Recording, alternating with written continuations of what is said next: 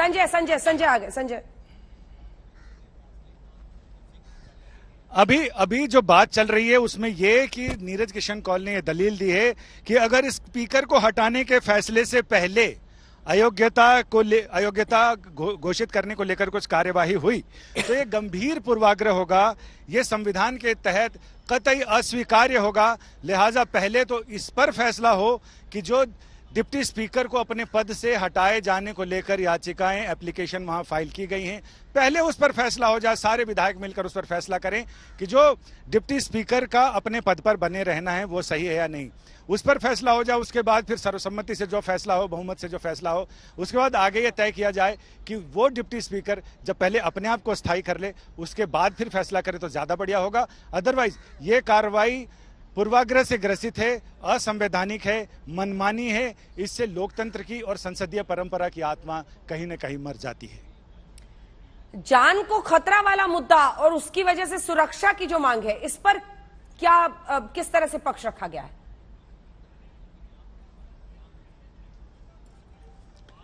इस पर ये साफ साफ कहा गया है, पक्ष यही जब कोर्ट ने पूछा कि आप आर्टिकल 32 के तहत आप सीधे सीधे सुप्रीम कोर्ट आए, आप हाई कोर्ट क्यों नहीं गए, तो इनका ये साफ कहना था कि हमारी जान को खतरा है। हमने अपनी अर्जी में भी लिखा है कि हमें धमकियां दी जा रही हैं फोन करके, हमारी जान को खतरा है, हमारी संपत्तियां, हमारे घरों पर, हमारे दफ्तरों पर हमले किए जा रहे हैं। ऐसे में जो जीने का अधिकार है वो फंडामेंटल राइट है, बुनियादी अधिकार है। और इस आर्टिकल 32 में कहा गया कि अगर आपके बुनियादी अधिकारों का हनन हो रहा हो तो आप सीधे सुप्रीम कोर्ट अप्रोच कर सकते हैं, सुप्रीम कोर्ट में। और इसी अधिकार के तहत हमने सुप्रीम कोर्ट का दरवाजा खटखटाया है। ये सिर्फ कानूनी, ये संवैधानिक और लोकतांत्रिक मसला नहीं है, राजनीतिक मसला नहीं है, बल्कि इसमें मानवाधिकारों का मसला है, बुनियादी अधिकारों का मसला है, फंडामेंटल राइट से जुड़ा हुआ मामला है। लिहाजा हमें सीधे सीधे सुप्रीम कोर्ट की कुंडी खटखटानी पड़ी कि हमारे अधिकारों की रक्षा कीजिए, हमें बचाइए और हमारे लिए उपयुक्त आदेश पारित कीजिए। मुनीश, मुंबई से क्या खबर इस वक्त? जी देखिए, जो उद्धव ठाकरे के खेमे से खबर आ रही है, कई नेताओं से हमारी बातचीत हुई है और उनका जो इस वक्त सबकी नजर एक ही जगह पे है वो है सुप्रीम कोर्ट को लेकर, क्योंकि सुप्रीम कोर्ट जिस तरीके से आदेश पारित करेगा या इस मामले में जैसे कि एसआईएम की बात हो रही है, संजय बता रहे थे, जितने भी पुराने जजमेंट को साइट किया जा रहा है, कुछ वकील भी जो सीनियर लीडर्स हैं उद्धव ठाकरे कैंप के, उनके साथ में बैठे हुए हैं और वो बता रहे हैं किस दिशा में ये पूरा का पूरा मामला जा रहा है और आगे उनकी क्या दलील हो सकती है, उसको भी रणनीति बनाई हुई है। तो कहीं ना कहीं चाहे वो उद्धव ठाकरे का खेमा हो, चाहे वो बीजेपी का खेमा हो, चाहे एकनाथ शिंदे का खेमा हो, सारे जो बड़े नेता हैं वो टकटकी लगाए बैठे हैं कि आखिरकार सुप्रीम कोर्ट में क्या कुछ होगा। स्पीकर को लेकर जो भी बातचीत चल रही है कि सभी एमएलएस को प्रेजेंट होना चाहिए अगर कोई स्पीकर के रिमूवल का मोशन होता है, उस पर सुप्रीम कोर्ट ने भी कहा कि अगर स्पीकर सरवाइव कर जाता है तो तुरंत जो वकील हैं कॉल, उन्होंने कहा कि अगर वो सरवाइव कर जाते हैं या सरवाइव नहीं करते हैं, उसमें सबसे बड़ा मुद्दा यही आता है कि जो एमएलएस के रिमूवल का मुद्दा है वो वहां पर बड़ा हो जाता है। तो कुल मिलाकर स्पीकर को लेकर बातचीत हो रही है, लेकिन जो उद्धव ठाकरे कैंप है उनकी नजर यहीं पे है कि आखिरकार सुप्रीम कोर्ट किस तरीके का फैसला सुनाएगा और आगे क्या डायरेक्शन देता है, चाहे वो महाराष्ट्र सरकार हो या फिर जो एकनाथ शिंदे के एमएलए हैं उनको लेकर। ठीक है, क्या सुनवाई वहां पर देख रहे हैं लोग अशोक गुवाहाटी में? इसके बाद मौसमी फौरन आ रही हूं।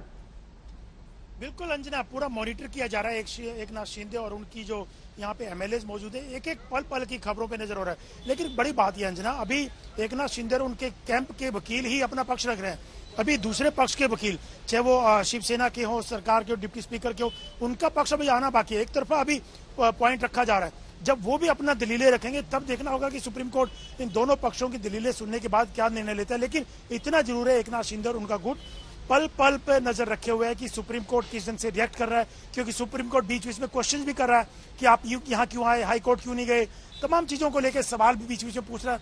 तो वो जो यहाँ एकनाथ शिंदे और उनका गुट एक एक चीज पर नजर बनाया हुआ है कि सुप्रीम कोर्ट का रिएक्शन क्या आ रहा है, क्या क्वेश्चनिंग की जा रही है, इनके वकील क्या पक्ष अपनी बात रख रहे हैं। अब दूसरा पक्ष जब शुरू होगा इनका पॉइंट रखने के बाद, तब सुप्रीम कोर्ट क्या आदेश सुनाता है, क्या निर्देश देता है, वो होगा। लेकिन इतना जरूर है कि सिर्फ और सिर्फ इसी सुप्रीम कोर्ट की कार्रवाई पर एकनाथ शिंदे और उनके गुट की नजरें हैं और वकीलों से भी लगातार बात की जा रही है। जो दूसरे वकील, कुछ तो उनमें इन्वॉल्व हैं, दूसरे वकील भी उनके साथ हैं, उनसे भी बात की जा रही है कि क्या होगा, कैसे हो सकता है, किस दिशा में जाएगा, क्योंकि सबको उत्सुकता बेचैनी है कि पता नहीं सुप्रीम कोर्ट क्या निर्णय देने वाला है, सुप्रीम कोर्ट की तरफ से क्या है, क्योंकि आगे की रणनीति सुप्रीम कोर्ट के निर्देश और फैसले पर होगी, दोनों पक्षों की आगे किस ढंग से जाएगा। बिल्कुल मौसमी, जल्दी से एक रिएक्शन वहां लीजिए। आज उद्धव ठाकरे भी शाम में 6 बजे कार्यकर्ताओं को संबोधित कर रहे हैं, वहां जान का खतरा, जिस तरह की जुबान बोली जा रही थी उससे मुश्किलों में गिरती दिख रही है, तो दूसरी तरफ उद्धव ठाकरे आज कार्यकर्ताओं को संबोधित कर रहे हैं। मौसमी जी बिल्कुल प्रियंका, एकनाथ शिंदे के बेटे श्रीकांत शिंदे निकले हुए थाने में और उद्धव ठाकरे भी आज शाम को संबोधित करेंगे रैली में। तो क्या है ये, आपको लगता है कि पार्टी जमीनी लड़ाई भी लड़ी जा रही है, एक तरफ कानूनी लड़ाई है, लगातार जान का खतरा बता रहे हैं 29 विधायक? नहीं, वो लोग जान का खतरा, मैं फिर से पूछूंगी किस कॉन्टेक्स्ट में बता रहे हैं, जब सीआरपीएफ उनके साथ है, महाराष्ट्र पुलिस उनके साथ है, और आई एम श्योर बीजेपी के संरक्षण में, और गवर्नर जी ने चिट्ठी भी लिखी है कि उनका सुरक्षा दी जाए, तो किस बात की घबराहट है? और रही बात, नौबत क्यों आ पड़ी, ये बताइए, ऐसी नौबत क्यों आ पड़ी कि गवर्नर को चिट्ठी लिखनी पड़ी, होम सेक्रेटरी को चिट्ठी लिखी? वो सवाल का जवाब मुझे नहीं दिया जा सकता, मैं नहीं दे सकती, वो गवर्नर नहीं, क्या लग रहा है? उन्होंने पहले गलत दावा किया कि सिक्योरिटी उनकी हटा दी गई है, होम मिनिस्टर ने क्लैरिफाई किया, महाराष्ट्र पुलिस ने क्लैरिफाई किया, फिर बिफोर वी कुड रिएक्ट उससे पहले सीआरपीएफ लगा दिए गए, 15 एमएलए को दिया गया है। तो अगर आपके पास ये सारा सुरक्षा का प्रबंधन है तो आपको किस बात का डर है? आपको डर यही है कि जनता के पास कैसे वापस लौटेंगे उस जनता ने जिन्होंने शिवसेना के सिंबल पे आपको वोट दिया है। श्रीकांत शिंदे निकले हुए हैं, बहुत ज्यादा जमावड़ा है उनके साथ समर्थकों का थाने में। अच्छी बात है, अच्छी बात है। तो क्या काडर उनके साथ भी है, पार्टी उनके साथ भी है? वो जब मैं फिर से कहूंगी, पूरा काडर ऊपर से लेकर नीचे तक नेशनल एग्जीक्यूटिव कमेटी मीटिंग में मिले थे, सबने सिग्नेचर किया है, सबने अपना पूरा सपोर्ट, समर्थन और विश्वास उद्धव बाला साहेब ठाकरे जी पे जताया है, और वो कितने भी शक्ति प्रदर्शन कर लें, आखिरकार काडर कहाँ मेहनत करता है, काडर किसके साथ खड़ा होता है, वो सबसे ज्यादा जरूरी है। मैं एक सवाल लूंगी, आज तक पर आप आश्वासन देंगी प्रियंका कि जो विधायक आएंगे 29, राष्ट्रीय चैनल पे कल परसों संजय राउत बोले थे कि आओगे घर आओ तो बताएंगे, आग लगेगी तो बुझेगी नहीं, क्या प्रियंका चतुर्वेदी आश्वासन देंगी कि कम से कम कानून व्यवस्था को लेके कि किसी पर हमला नहीं होगा? महाराष्ट्र की कानून व्यवस्था बहुत पुख्ता है, और ये सिर्फ हमारे महाराष्ट्र की जनता ही नहीं जानती है, पूरा देश जानता है।